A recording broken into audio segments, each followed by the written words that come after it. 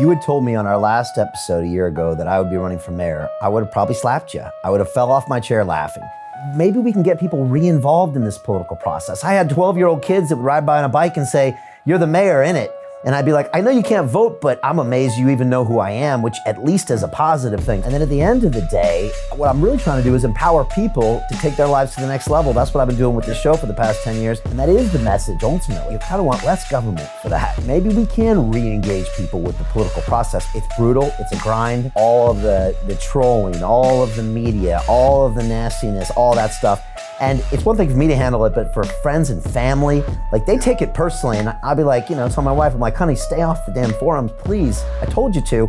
But everybody takes it personally. And I just thought to myself, very few people want to be in this situation. People like us, we don't think government is God. I'm not going to tell you I'm here to save your life. I can't save you. Ronald Reagan said the worst 8 words in the American language are, "I'm from the government and I'm here to help you." They've tricked everybody into thinking the reverse, that the government is supposed to help you and save you and organize your life and give you all of these things. So really what we need, beyond getting decent people to run, we need better education. I mean, it sounds cliche at some level, but we need to show people that the way you're thinking about your relationship with government is completely backwards. Do I think it's the government's job to make sure that I have a job or make sure that I'm paid a certain amount? Why would you think that that system is going to treat you right? It's going to treat you like a cog. That's it. This is London Real. I am Brian Rose. My guest today is Dave Rubin, the American political commentator, talk show host, international speaker, and author. Your show, The Rubin Report, is recognized for its politically incorrect and open approach to discussing fundamental principles such as freedom of speech. You have millions of subscribers and regularly interview guests like Sam Harris, Ben Shapiro, and Candace Owens. You've also toured with Dr. Jordan Peterson, hosting over 120 speaking events in 20 countries. And last year, you released the New York Times bestseller, Don't Burn This Book, Thinking for Yourself in an Age of Unreason, the definitive account of our current political upheaval and your guide to surviving it. Dave, welcome back to London Real. Brian, it's good to be with you. And I've also done London Real once before. So I feel that my career is somewhat complete now. It truly is. I checked and it's just been over a year since you were here last time. Last time we had to stream from our new digital freedom platform because I was going head to head with our censorship battle with YouTube, and we can talk about that. And then I decided to run for mayor of London, Dave. So I might just bring you up to speed with what happened. We spent 9 months going head to head, and we nearly won. We spent millions of pounds. I went all in on this. We had a digital battle bus that I was driving around London and live streaming from the back. We logged 5,700 miles in the city of London. We did the largest outdoor ad campaign in British history, political history. We were ranked second in all the bookmakers worldwide for the whole campaign, actually ahead of the conservative candidate. We created a 50-page manifesto with detailed policies on the economy, crime, housing, transport. We had 10 million visitors to our website globally, 1.5 million shares. We served up 1.5 billion impressions of digital media. We had serious attack ads going after the incumbent and calling him out on all of his policies. We got 100 pieces of media, mainstream media, which was obviously pretty brutal on me, but 2-page spread in the Times of London, 2-page spread in the Evening Standard, covered by The Sun, the BBC, ITV, of course, with their own spin on it. But in the end, we were defeated by the woke, Labour, left-leaning mayor. And he kind of spun this narrative back to the people that they were actually looking out for the people when actually they weren't growing the economy. They were taxing people, a lot like what's going on with you and Callie. Also, we got stopped by the police in the middle of the campaign, Dave, and I got banned from campaigning. They fined my team. They tried to intimidate us. It was crazy. We also got disinvited from debates. We were not included on the mainstream media, even though, like I said, we were in second place according to the bookies. And we really fought back, but we had our own media channels. I had more subscribers than some of the mainstream papers. And so we fought back, and I think we really made an impression here. But in the end, this city got co-opted into this narrative that maybe you see happening in California or maybe nationwide, that this Labor Party is looking out for the working man when, like I said, their taxes are regressive. They hurt them the most. They had no solutions for the economy. They locked this whole place down for a year. And I was coming up with real policies, but they kind of feared everyone back into this election. So I'm telling you, I went through the ringer, Dave. And the upside is, though, is I think that YouTube now is a little bit more careful when it comes to banning me. But we're going to find out today, Dave. Yeah, I suppose we will find out. I'm sure they're not that thrilled with me these days as well. Wait, so first off, how much longer then is Sadiq Khan's reign of terror in London? How long has that now been extended to? Yeah, well, first of all, by the way, he was unelected for a year because they postponed elections last year because of the COVID crisis. So literally, he was in office making decisions for a year with no remit. Now it's been extended for 3 more years. And we've got 3 more years of this nonsense. I'm telling you, every taxi I get into now, and we're after the election now, says, Brian, like, we voted for you. What are we going to do with all these road problems, the crime problems, the knife crime? The economy still hasn't come back. And I said, look, we're going to keep moving forward. We have our own political party, the London Real Party. We're still pushing our agendas. But, you know, it was a setback. And I'll be honest, we really, really wanted and thought we were going to win. We were out there with the people in the streets. My team went all out, but it's frustrating. And the reason I ran, Dave, is because I live in this city. It's my home. My kids were born here. I plan on being buried here. It's like my home now. And so I just couldn't sit by and watch these current politicians run it into the ground. And, you know, if I hadn't run, I don't even think it would have been much of a race. So, you know, it was my first time. I learned a lot about the political process, more than a political science degree, that's for sure. But yeah, we've got 3 more years of Sadiq Khan, unfortunately.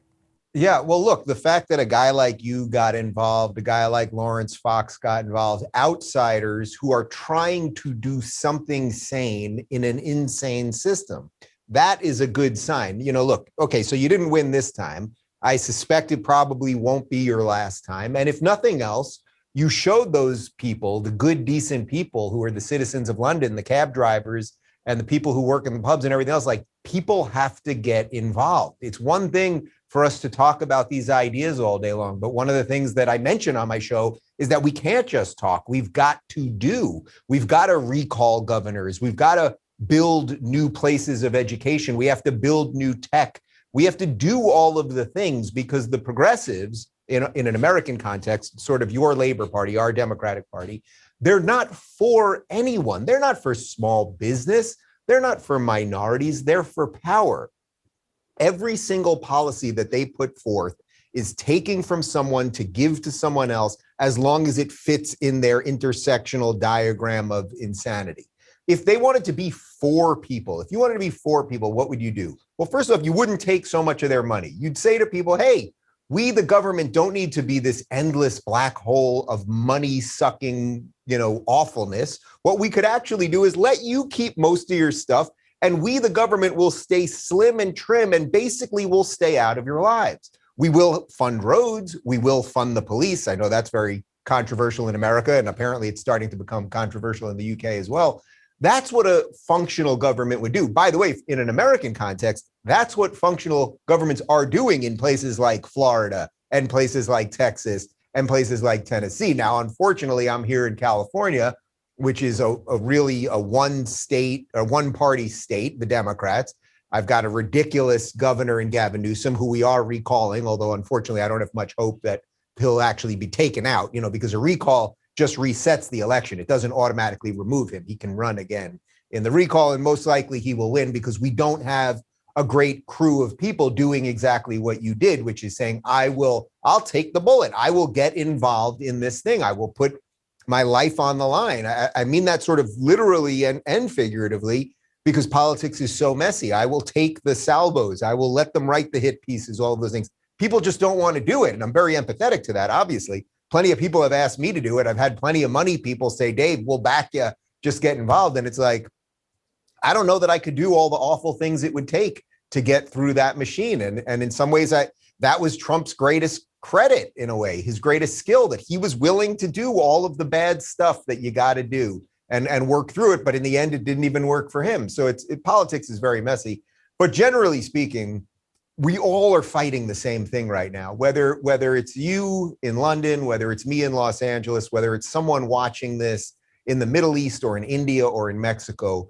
The growing monster that is leftism, wokeism, progressivism, Marxism, whatever you want to call it, this centralized power that wants to pit us against each other and reorganize the world order as it sees fit. That's what we're all fighting against. And I think the silver lining is that people are waking up. And the question always is, well, how much destruction can it rot before we actually do something about it? You know, I realized last year that we're basically in an information war. And I know you've called it kind of similar things when you're over there. I mean, when I got, banned on YouTube, it was April 6th last year, second largest YouTube live stream in the world, then banned and deleted on YouTube afterwards. I started to realize that it really is an information war. And if people can control information, they can control people, control votes, control actions. And as long as that narrative continues to be able to take place in what typically is left-leaning technology platforms and media, it makes it really hard. And Dave, you're right. They put me through the ringer here in the newspapers. I mean, they were going after everything they could to try to rip me down. And yet when I spoke for anybody on the public on the streets for 5 minutes, whether they were young, they were old, they were an immigrant, they were not, whatever religion, within 5 minutes they said, okay, that makes sense. And we hate the current mayor. I would love to vote for you. But I couldn't get that message out on a mass scale, even though I had the digital platforms. We got close, but it still feels like going up against a wave of this. How do you see that? And do you see it changing? Well, look, as a guy named David, David beat Goliath. That's the old story. And I believe that Dave can beat Google. I believe the little guy can beat the big guy. It's the greatest human story that there is. I would say we've gone from an information war to really just a war on truth at this point. And the way I would say that shifted is, you're right. We were in an information war, meaning for the last, let's say, 10 years, we all got on Twitter, we all got on YouTube and Facebook and all of these things. We have simply no idea how they've been manipulating us. We have little hints about it, when they've said, okay, you can't post this, or we delete accounts. And we always know it always leans right when they're getting rid of people and banning people. But we really have no sense the extent that shadow bans have hid information from people, the way they've been able to inflate certain stories and deboost other stories and reorganize search results. I mean, there's so many pieces of this that truly, I don't think anyone, I actually don't even think whoever they are, I don't think anyone really understands what this information war has now become. Like, I don't know that Jack at Twitter truly knows who's shadow banning who and when they're shadow banned and when Twitter people can read your DMs and all the rest of it, or that even the top engineer at Google truly understands the algorithm and how videos are suggested. Like, I just don't think, I think that there is the machines are on, you know what I mean? Like, we're in the rise of the machines in essence. But the reason I would say we've gone from an information war for those 10 years dealing with all that to now a war on truth is that, look, here in America, half the country, wanted to open up, half the country wanted to lock down, half the country thought that the election was stolen, half the country didn't. Half the country thought that Brett Kavanaugh was a rapist, half the country didn't. Half the country thought that Jesse Smollett was the victim of a hate crime, half the country. I could go on and on with the endless amount of things that we are now split by. And the simple truth is, it's almost impossible to know what your neighbor thinks. So the people that literally live next door to me, I have no idea if they believe in a similar reality than I believe in. And I don't know at this point, because big tech has become so ubiquitous, because we're all wandering around with this device and how it's manipulating us and whether it's listening to us or reorganizing results based on what our interests are, or whatever it might be. I don't know how we mitigate that. I don't know how we get something to feel like a national ethos again. I'm not exactly sure how to do that. I think the best thing you can do is care about your local community, start really within your household, your family, and then build out, a very bottom up way of living. And I think a lot of people are turning to that. I also think that there's going to be more of a backlash against big tech growing. I think people are going to realize, they called it social media. The implication was that it would make us more social. But we all know, after the first couple of years of Facebook where you connected with some old friends and it was sort of fun and, oh, I can't believe that old high school friend is now doing this or that. Next thing you know, you've started to hate everybody. You're angry at people all the time. We doom scroll on Twitter where you just look for things to make you angry. And then, of course, they built in these technological tricks like infinite scroll, where it never stops. So pages never stop. And your brain just keeps going and going and going. That's why I do my August off the grid thing. But basically, we have to figure out how do we connect a country from an American perspective. We've got about 350 million people here. Well, now we're all starting to believe very, very different things. And how do we make sure that those founding documents that are so precious, that have freed so many people over generations, how do we make sure that they're still respected and honored and obeyed? I don't know what the answer to that is. I don't think anyone has a good handle on that right now. Yeah, it's very difficult. And I've spoken with some serious experts on my show about the phenomenon, about the technology Silicon Valley builds. And these are $1 trillion of capital going in to create devices that are more addictive than anything we've known. And, you know, I struggled with drugs in my past life, but there's nothing more addictive than what's on your phone. And it can move your emotions up and down and left and right. And it can control this narrative, and you don't even know what's happening. And, you know, last year, Dave, I would meet people on the streets and I'd say, I'm being censored right now on YouTube. And they'd be like, oh, I heard about that one thing, but that's not anymore, is it? I'm like, every single thing is censored. I call it the Mr. Rogers channel now, because all I can do is put up Mr. Rogers content, because I can't say anything about, you know, a disease, a mask, a vaccine, a lab. And so again, but you know, people, they don't honestly know what's happening. And the same with shadow bans and agenda engines. And I just don't know if people have woke up to the fact that it's happening. And I don't know. I feel like it's going to get a little bit worse before it gets better. What I would say is, the more we the more we come in contact with each other, the better. I mean, when I was out on the streets talking to people, then everything went along the wayside and people said, oh, now I know who you are, Brian. I can see who you are. But when it's my digital persona, it can be controlled and manipulated. And I agree with you. I think some of the people at the top, they don't even know what's going on. And that's a little scary because it can go somewhere that maybe they don't even know where it is anymore. And maybe they can't turn it off. Well, that's in essence, that's sort of where we're at, right? Like the machines have turned on. From a Terminator perspective, Skynet is on, and we can't shut it off. So there was a moment during, you know, every few months we have these nonsensical hearings on Capitol Hill where they drag in Zuckerberg from Facebook and Jack Dorsey from Twitter and the rest of them. And in one of the hearings, I tweeted at Jack and I said, do you shadow ban? And he responded to me and wrote no. And I thought that was pretty interesting because, okay, so now you're saying you don't shadow ban, but does that really mean anything? Because however you define shadow ban, like, I don't know how he defines shadow ban. So I think it's become so many lies are just sort of sitting everywhere. And by the way, I'm not saying this guy is purely evil. You know, he's built something that I spend an awful lot of time on.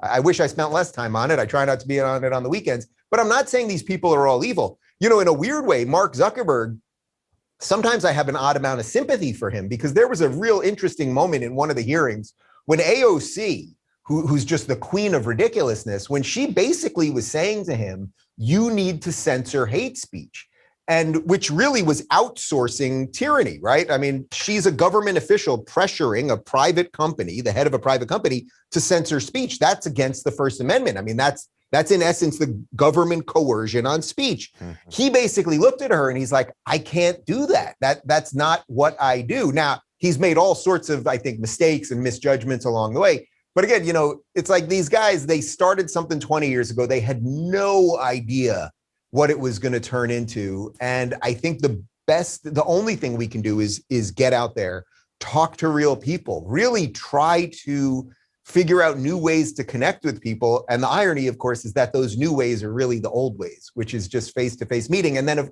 you know, in the last year and a half, they locked us down. So we had a big tech problem. We had an information problem. And then suddenly they locked us down. And then we're on these things probably, I don't know, everyone probably tripled their usage, if not more, in the last year and a half, which was probably the worst thing that we could have done.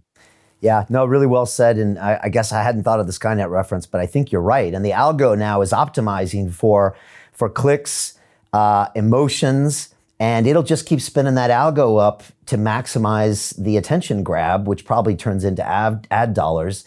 And that's a little worrying if that's gotten well, Brian, think about it this way. On YouTube, on any given moment, you know, there's suggested videos on the right side of the video, on the right side, right? So let's say somebody really is enjoying this conversation. between us. Well, YouTube could just decide, and I would love to talk to a YouTube engineer about this. By the way, these companies never, you would think they're these giant sort of amorphous companies that are in every part of our lives. It's funny, they have no PR people. You never see anyone get interviewed anywhere. Remember, Jack did go on Joe Rogan one time, but suddenly, somehow they have no PR teams. No one ever explains anything. Imagine if you got locked out of your Gmail. Could you call Google? I mean, it's just incredible how big they've become. But just think about it this way. People that are watching this right now, let's say they're somewhat politically aligned with us. Well, if YouTube wanted, could YouTube not very easily just say, boy, you know, Brian and Dave are pretty scary. We're going to suggest all counter stuff in that bar right there because we don't want people watching too much of this. Now, I'm not accusing them of doing it, but I'm saying we just don't know what they could be doing to us. And because their lack of transparency is so huge, it only can let you think about the worst. Yeah. No, it's so true. And I think about it sometimes, and we're getting back into broadcasting, so I'm going to have to address this, even more. Dave, you said something about getting people more involved in the political process. And I know you're talking about the recall of the governor. And one of the things we were doing is we were live streaming every single day from the back of the bus. I was answering questions live on IG. I was out there talking to the people, and people walk up to me and they said, I've never seen a politician on the streets talking to as many people as they would want. I've never seen anybody live streaming, answering questions in real time. And we were thinking, maybe we can get people re-involved in this political process. I had 12-year-old kids that would ride by on a bike and say, you're the mayor, innit? And I'd be like, I know you can't vote, but I'm amazed you even know who I am, which at least is a positive thing. So I do think that if we see our politicians, and who knows, maybe you'll be one of them, Dave, getting out there with their media platforms and streaming. I mean, Trump did a little of this with Twitter, but imagine with video, maybe we can re-engage people with the political process because, over here, it seemed like most people started to care a day or two before the election. They kind of voted and they kind of went on with their lives. And it was a little frustrating because these people in power are controlling everything, their livelihoods, their children's education, their health, their freedoms. I don't know. I'd like to think that hopefully we can get people more involved. Well, I think the way we get people more involved is that the generations younger than us, old timers talking right now, they are growing up in this time where the expert class has failed them related to politics, related to COVID and lockdowns, completely failed them every week. Wear a mask, don't wear a mask, stay in your house, don't stay in your house. You're going to die. You're not going to die. They don't trust anybody. I mean, when I do college events and I talk to 18, 19-year-olds, if I say CNN, if I'm giving a talk and I just mention CNN, that's the punchline to them. They laugh at CNN. So the entire trusted class that we grew up with, where, you trusted an academic class, you trusted a scientific class, you trusted a political class or a media class, at least at some level, that has been completely blown up for these people. Now, does that mean that everyone involved was bad all the time? Of course not. Of course not. And I try not to impugn everybody's motives, and everyone has selective pressures and everything else. Like Fauci, for example, do I think he's a truly bad man? Probably not. I think he got way over his head and then sort of enjoyed the fame, and he liked going on these shows. And then there's some weird part of having power where you just want to exercise it all the time. And then it's wear a mask, don't wear a mask, stay at home, lock down schools, and you just start saying stuff. So that's not to excuse any of the things that any of these people have done. But the point is, young people look at all of these people and they're like, man, you guys have failed us. And then you throw in some of the more crazy social justice stuff where you're not allowed to say that there are biological differences between men and women. We all know that there are. So now a young person's going, wait a minute. My parents' generation and the expert class literally can't say that men have penises and women have vaginas. That's too controversial for them. So for them, I think the whole thing has been blown apart. And I think what we can do, and what I'm really trying to do, is show them that there are some adults still here. I'm not perfect at this, but I'm trying to do something. You're trying to do something. There are voices that are trying to put the pieces together. What I'm really trying to figure out is, does the entire thing have to burn now? Like, do all the universities have to go down? Does all the media have to go down? Like, the New York Times is evil at this point, absolutely evil. We covered this on my show yesterday. I don't know if any of your viewers saw this. It was so extraordinary. They ran a piece, an op-ed in the Times called "The Myth of Coexistence in Israel." And they showed a map, a series of 4 maps of Palestine shrinking. Well, it's a completely fabricated map because, as I'm sure you know, there was no country known as Palestine. And then I don't have to get into all the details about that. But then the next day, they issued a correction where they said that the map that they showed next to this op-ed piece, it wasn't supposed to be factual. It was just a work of art to illustrate the point in the op-ed piece. So basically, they're telling you, we just make up things. We make up things and we put it in our paper to fit our narrative. I think people have really woken up to this. I think nobody is watching CNN going, this is true. Yes, there's a certain amount of sort of blue anon people that just don't get it, that are going that route. But the ratings are tanking. More people are getting their news from places like this. And we just got to keep pushing and pushing and have faith. I always have faith in the human mind. That's the thing. I believe in human ingenuity. I believe that young people can fix things. And I believe that we can do it. I don't think the monster can eat all of us. I just don't think it can. But how many of us can it eat and how much destruction? That's the $1 million question. Yeah, that is the question. And, you know, it's something that Dr. Jordan Peterson said when he was in this studio on the speaking tour over here in London. He said, Brian, you know, we've now realized that people aren't as stupid as we thought they were.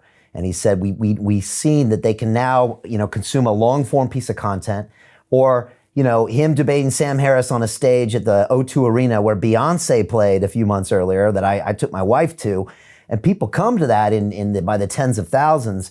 I do agree with you. I think people now, we're starting to realize they can appreciate a nuanced argument. They do see character behind headlines. So I agree with you. I guess we got to keep doing what we're doing and keep pushing forward. The tide is turning to independent. It's just riddled with potholes of technology and other pieces and what's going on with politics. What other tricks do they have up their sleeve, in essence? That's the question. And they have quite a few. And look, the New York Times is a shame. I'm surprised I even still glance at it every now and then, but I do. But when I do, I just see agenda now to where it almost makes me laugh out loud. It doesn't even look like news to me because it's always through a lens of their own liberal or whatever agenda it is. And it's so obvious to me now. It started becoming obvious a few years ago, but now it's so blatant where it's not even news anymore. And it's just a shame that it purports to be that. And I hope you're right. I think our younger generation is seeing it. And look, they are getting their news from other sources right now.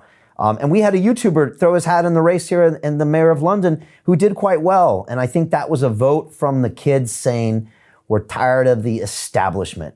And again, you've got to listen to that. And I do think there's some hope in that as well. I want to ask you about Cali because it's my home state. I was born in Costa Mesa, California. I moved to San Diego, California when I was 2 years old. I spent 18 years of my life there before I went off to school at MIT in Boston. I spent a couple summers there working in the aerospace industry. And, you know, it's a place I always thought of as home. I also lived in New York City, but I decided last year I would never move back to either one of those places because it all seemed crazy. Now, Dave, you're the last man standing in California, but in this space of the intellectual dark web, you're one of the few left, you know. Shapiro picked up and left. Obviously, Rogan went to Austin. I know you're off there, you know, soon, and a lot of people have gone with him. You've decided to stay. You've decided to keep calling out the politicians. I know, you know, people want you to run for office. Tell me, first of all, what's it like being in California? And why did you feel like it was necessary to stay? Well, first, I should tell you that right when I end with you today, I'm hopping on a plane and going to Austin, Texas for a couple of days. So I won't say why, but I am doing that. Okay. Look, my feeling was that you have to at least try to stay and fight. So California has had really terrible progressive blue policies forever. And each individual city has been hurt worse depending on how blue they've gone. So a place like San Diego, where you used to live, actually has done pretty well because even though they've had some Democratic mayors, they've been a little more moderate. I think people in San Diego, because of the sunshine, are wired a little more coolly, and it's basically okay there.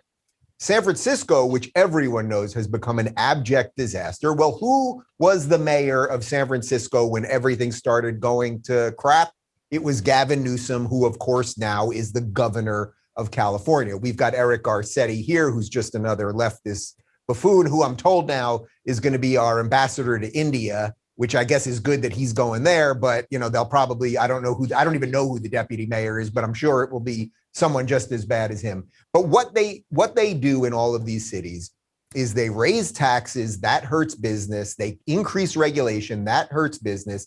Housing prices then go up. Homelessness then increases. Drug use then continues. They then throw money at everything. That suddenly then they see homelessness, they start throwing money at it. But money doesn't solve homelessness, right? There's mental health issues to talk about. There's infrastructure issues to talk about. But they just throw money at everything, and they take from all of their top producers. And then what happens? I mean, we are watching this happen right now. All of the top producers and the idea capital people, they're all fleeing to Florida right now. So Silicon Valley is no longer in San Francisco. It is now in Miami. Miami with a Republican mayor, Francis Suarez. I'm going to Miami in a couple of weeks to interview him. He's saying, hey, come here, low taxes, low regulation, a great international city, like let's make it work. And all of the tech people are fleeing, bringing their companies, bringing their ideas, and San Francisco is actually being destroyed. LA has a certain version of that as well. We brought in the former DA, this guy, George Gascon, who ruined San Francisco. Well, now he's our DA in Los Angeles. Of course, he's Bernie backed, and he's a straight white guy who deposed our first ever Black female DA. Now, I don't care about identity politics, but you would think that Bernie wouldn't be backing a straight white guy against our first ever Black female DA. She was far better than him, by the way. But yeah, we're not arresting people over crimes. We're allowing people to just riot in the streets. Where I live off the main drag over here, you've still got stores boarded up and still closed. And it's like, how is any of this stuff going to come back? And what will they do? Well, Newsom will just pump money into everything. They feel that they can just keep printing money, that you can just keep taking money, and nothing will get better here. But to truly answer your question, the reason I've stayed, at least for now, is that if we really are at the point in the United States where good, decent people have to flee the blue states if you want to live freely, well, then the idea of the United States of America is truly over. Yes, we will have Florida and Texas and Tennessee. They'll be part of the separatists or something, if you can do a Star Wars reference with me. And then you'll have this decaying thing, this decaying piece of a republic.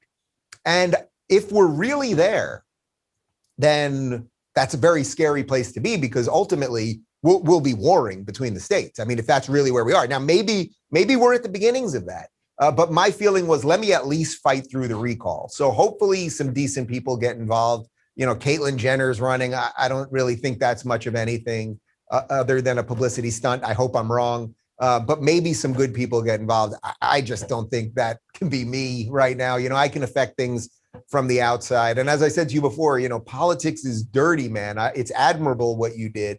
I don't think I could do the things that it would take to go against such an evil, corrupt system here in California. But maybe you would. Who knows?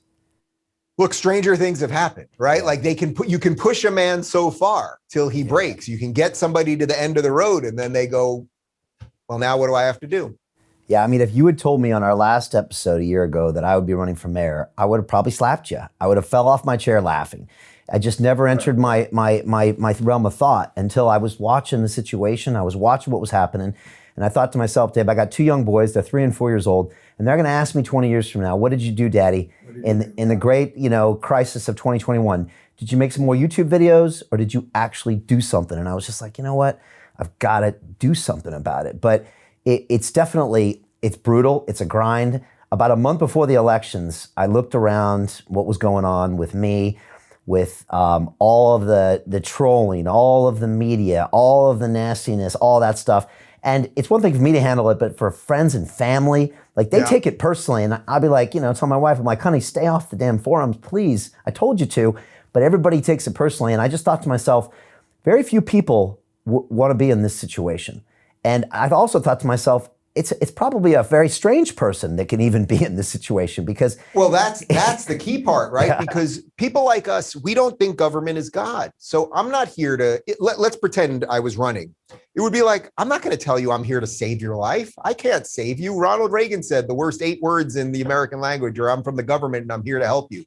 It's like they've tricked everybody into thinking the reverse, that the government is supposed to help you and save you and organize your life and give you all of these things. So really what we need, beyond getting decent people to run, we need better education. I mean, it sounds cliche at some level, but we need to show people that the way you're thinking about your relationship with government is completely backwards.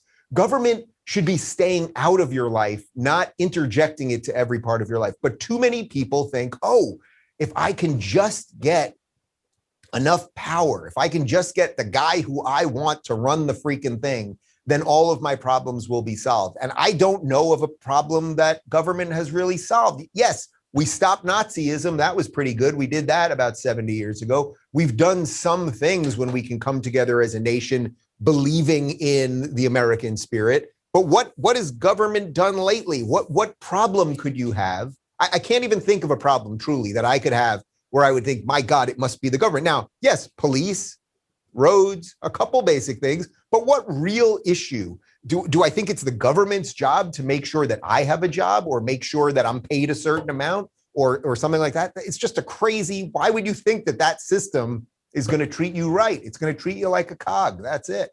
Yeah, it's really well said. And, also I'm in the middle of the process thinking, I'm going to take a massive pay cut. I'm going to take all sorts of crazy amounts of hate. I'm going to have to try to push through my own policies with all sorts of resistance from all the other labor council members. And then at the end of the day, what I'm really trying to do is empower people to take their lives to the next level. That's what I've been doing with the show for the past 10 years. Yeah. And that is the message ultimately. Yeah, you kind of want less government for that. You want less taxes and, allow the people to move forward. So yeah, it's a strange conundrum, but I mean, it's at least worth discussing. And of course, I'm on the tail end of this, so I can have a little perspective. It's interesting from London watching the differences between Florida, Texas, California, and New York City. And again, we saw the UFC, Dana White, first live event in Florida. The governor was there. The mayor was there. I think it was in Jacksonville. They all showed up to, work with business to get the economy going again. And Dana basically said, look, I'm willing to work with any city that wants to work with me, which means, guess what? We're not going to Cali or New York City anytime soon or to these other places. And it was fascinating to just see this dichotomy in America of a bunch of people who want to get on with their American lives and their freedoms, and then some other people that want to take a completely different agenda. And it's very strange to watch. I'm sure it's strange for you. You're living it. And yeah, I don't know where it goes from here, but well, at some level, it's great in a way. I mean, in some ways, this is the federalism that the founders set up. They wanted the states to have most of the control. They wanted the federal government to not do much, which is why DC is not a state. Of course, the Democrats want it to be a state now because they wanted it to be this transient place where politicians would go and leave. They wanted them to mostly live in their own states. Now they want the Democrats want this concentrated power in DC to become a state, and that we will federalize, in essence, everything. There's nothing that the modern Democrats don't want to federalize. They want laws, one law for the land. But the founders set it up so that most of the stuff, taxation, local laws, those things would matter depending on who you voted for in your local state. So right now, even though it feels really nuts, and especially from a Californian perspective, it sucks here, but we are actually watching the system work. The system's doing something really nice. It's like Florida's reaping the benefits of doing it right. Like the economy, as I just referenced, with all the tech people now going there, like they're at housing prices booming. California, for the first time in the history of California in 2020, had a population loss. It's never happened once in California. These things are not disconnected. So while it feels kind of crazy, I think, from a across the pond perspective, if you guys are looking at America and going, boy, it seems nuts. Florida is so different, and Texas and Jersey and Michigan. It's like, actually, what you're watching is a beautiful system. What you're watching when it's done right is an experiment, a constant experiment going on. And you, at least for now, have the ability to say, hey, I ran the experiment in Cali and I'm going to Texas. And by the way, nobody's going from red states to blue states. I mean, there's just nobody doing it. Nobody's going, man, I wish I lived in more lockdowns and paid higher taxes. I'm moving to California. It just doesn't exist. Yeah, it is great data points, and it's great to see. And, I won't go down the whole, road of the cases and all that. But when you look at, warm climates like Florida versus California, and they're completely different policies, and again, the economies, and then the movement of people, I mean, these are all massive data points to tell you what's working and what people want. And I'll be honest, Dave, we don't have that option here. We've got one country. It's been locked down by the national government when it has. I can't move around the country. I can't go to Europe now without a bunch of other issues. And Europe's got their own problems. And they've got their own mess ups over there. And sometimes they're locking down worse than us. And so, unfortunately, I can't vote by jumping in my car and taking my family somewhere. I've got to kind of ride this out. And I had someone come over to the studio recently, and she said, I said, they're gonna, this winter there's gonna be another variant. This is coming. And she said, I'm leaving. I had enough of this. And I said, I can't leave. I said, leaders don't leave. I mean, this is my show, London Real. I'm committed to the city. I'm gonna have to be here in the trenches doing something. But it's not gonna be pretty to go through another cycle like this in the winter. And I'm expecting some more bad news to come. I suspect you're right, but I would hope that if people learned anything, if that red pilling moment happened for any subset of people in the last year, that when the lockdowns come again, because I agree they will come again, whether it's specifically related to COVID or climate lockdowns or God knows what they're going to come up with next, that I hope enough people will say, no, we're just not going to do it this time. And you can't arrest all of us. You can't send us all to gulags. And we're going to just not do it this time. We're going to live our lives as we see fit. And I think if enough of us do that, then we'll basically be okay. But it's admirable to stay and fight. But at the same time, you don't want to be the last guy in Dodge, Yeah, I hope so. I really do. I had a Russian friend who grew up in Russia who lives here now. And he said, Brian, I really expected the citizens of this city in London to push back earlier. He said that they do the same thing in communist Russia. They control the information. They basically give us enough to live on, throw us some entertainment and a narrative, and people accept it. He said, I see the same thing happening here in what's supposed to be a free Western country. They throw you a furlough payment, throw you a little media, throw you a bone, make you feel like you've got a liberty back after taking it from you, and everybody complies. And I was a bit surprised too. So we will see. We'll keep talking and educating. Let me ask you about technology, Dave, because you've got your hand in tech, and you have with locals.com recently. I had George Farmer on last year, who's just become the CEO of Parler, which is amazing. Yep. He's a friend of ours. We just had Candace on the show a few weeks ago, and she said she'd be running as VP in 2024 with Trump as well. We can talk about that shortly. We raised $1.5 million for our digital freedom platform last year and streamed 57 episodes. And don't get me started, Dave, but much of those episodes that were being censored on YouTube, those things are now being discussed in mainstream media and by our president. Things that I was called all sorts of nasty things for publishing last year. Now it's considered the normal narrative, but we can talk about that shortly. You just raised... Well, basically reality is just about 3 months after the bullshit. That's pretty much where we're at this. I was vilified for having some of those guests on my show, and much of what they have said now is proving to be true or very considered to be a possibility. It's shocking. You just got, I think, a $3.8 million investment in Locals. Tell me about using tech to fight back, against, these trillions of dollars in this established, Silicon Valley, even if it's displaced to other places. Can it be done? How are you doing it? And what do you think we need to keep our eye on in order to be successful? Well, it's funny because a couple of years ago, I'm a YouTube guy just like you are, and we all saw these problems. I don't think I'm sitting here like I'm Nostradamus. We all were like, something's not right with the algorithm. I get more subscribers, but my views go down because less people are seeing it.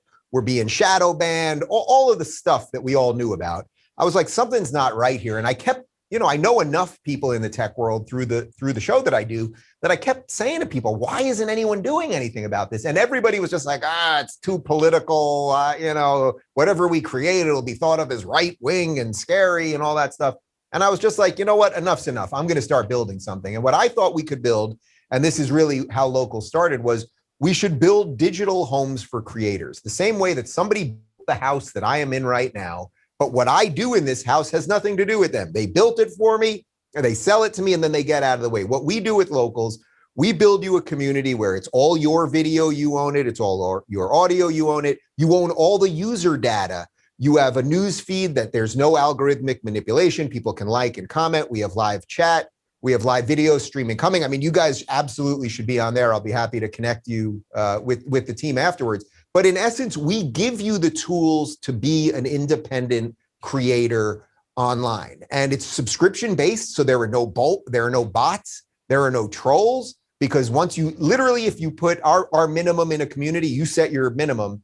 The minimum we allow on the platform is $2, but literally $2 a month would keep out 99.9% of the trolls. And if someone wants to pay you to troll you, well, congratulations. Now you're profiting from the trolling, or you can kick them out of your community the same way. If someone came into my house and kept trolling me, I would say you can't be in my house, but you could do anything you want outside of my house, so you could still be in someone else's locals community. So I felt we built a really smart bottom-up tech that seemed fairly obvious. And what was interesting is that 2 years ago, when I was initially going to Silicon Valley and telling everybody, nobody pushed back on the idea. Everybody loved the idea, but it was all about, we're afraid to put money into something political. And I kept saying, guys, this isn't actually political. I want gamers on there and unboxers and knitters and anyone that has a community that they want to be able to connect with people having nothing to do, without the pipes of big tech. Long story short, it was a lot of work in the last 2.5 years. But our last round was led by David Sachs, who's the former COO of PayPal, former Stanford colleague with Peter Thiel. And then that opened up a bunch of doors with not only great investors, but true innovators.